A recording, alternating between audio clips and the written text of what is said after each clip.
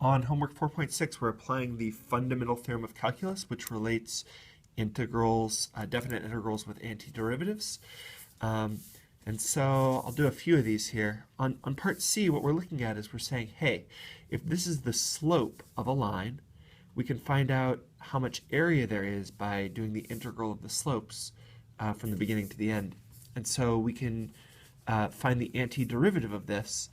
And some of you guys struggled on this on your test, is being able to find antiderivatives like this. There is no quotient rule, so we're going to rewrite this as x plus 1 times x to the negative 1/2. And we're going to distribute. Dividing by square root of x is the same as multiplying by x to the negative 1/2. When we multiply, we add the exponents. So this is integral from 1 to 9 of x to the, this is x to the 1. 1 plus negative 1/2 is positive 1/2. And 1 times x to the negative 1/2 is x to the negative 1/2.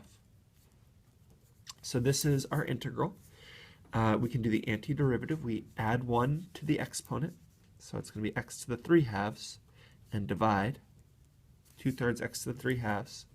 We add 1 to the exponent, positive 1/2, and divide by 1/2. Dividing by 1/2 is the same as multiplying by the reciprocal, which is 2, plus c.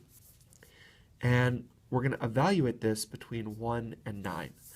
This is why we've been practicing simplifying this, is it's impossible to evaluate this without simplifying. This is 2/3 square root of x cubed plus 2 square root of x.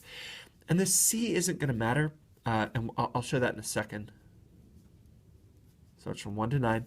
This means we plug in 9. We plug in the top part of the integral first and see what that's equal to. And then we subtract from what we get when we plug in 1. So when we plug in 9, the square root of 9 is 3. 3 cubed is 27. 2/3 of 27 is 18. Here when we plug in 9, square root of 9 is 3. 2 times 3 is 6. And then c is just c. And we need to subtract what we get when we plug in 1. So 2/3 plus 2 plus c. And what we'll see is that this c will always cancel out. C minus c is 0.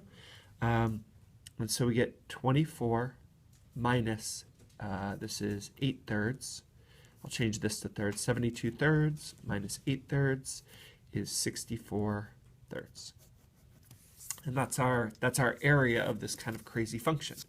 That's what this represents. This is the area between x is 1 and x is 9 of this guy.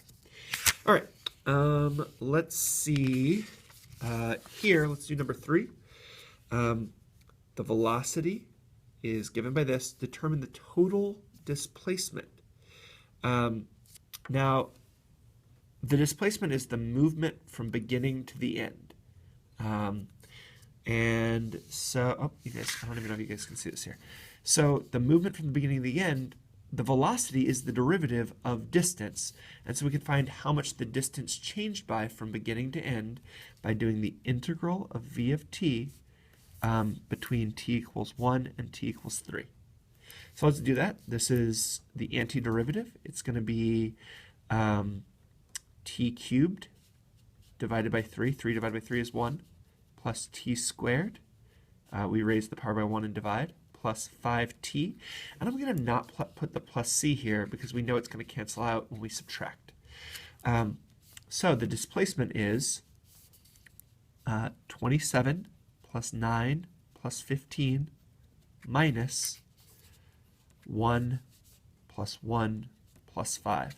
Notice that I have to subtract this whole thing. If you just put a minus and don't put parentheses, you're only subtracting one part of it, which is incorrect. So it's 3651 minus 7, which is 44. What this tells you is the particle moved, it ended up 44 further to the right than it was at the beginning. Let's go to the back. Let's see. This is a calculator problem. So in your calculator, we want to know the initial position. It gives us the initial position. That's like our c. The initial position is 2, and the velocity is this guy. What is the position at t equals 3? Well, what we need to do is we need to find the displacement between the time we knew where the position was and the ending time. So this was t equals 0. This is t equals 3. And so to find how much the object moved by, what its displacement was, what we do is we say the integral from 0 to 3 of v of t. This is how much the object moved, not where it ended up. And so what we need to do is we need to add in what the initial position was. The initial position was 2, and we're going to add in how much it moved by, and that'll be the final position. I can tell by the answers that the answer is going to be this, but this is something you would just type into your calculator. You would put in the integral button, you find it under math, you press the math button, and then it's like FNINT, or like math 9, something like that. And then you type in this guy, and you do the integral from 0 to 3. This is the part a lot of people forget. This is just how much the object moved by, not where it ended up. You have to add in how much it moved by plus where it started to get where it ended up. So, let's see. What else do we want to do here?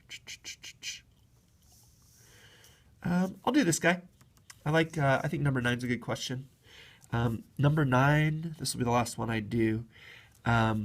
This is the integral from 1 to e of x squared minus 1 over x. Again, this is one of those ones where there is no quotient rule, so we're going to rewrite this as the integral from 1 to e of x squared minus 1 times x to the negative 1 and distribute.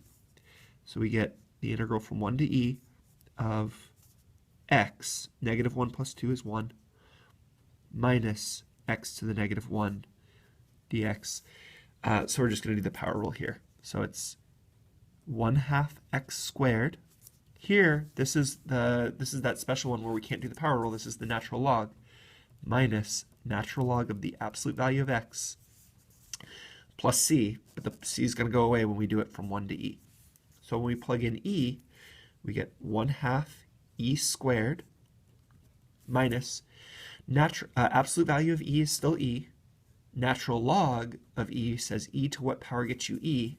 That's just 1. E to the 1 power gets you e. Minus, when we plug in 1, we get 1/2 minus absolute value of 1 is 1. Natural log of 1 says e to what power gets you 1, and that's 0. So what we get is 1/2 e squared minus 1 minus 1/2. So it's 1/2 e squared minus 3/2. Okay. Hopefully that's helpful. You know what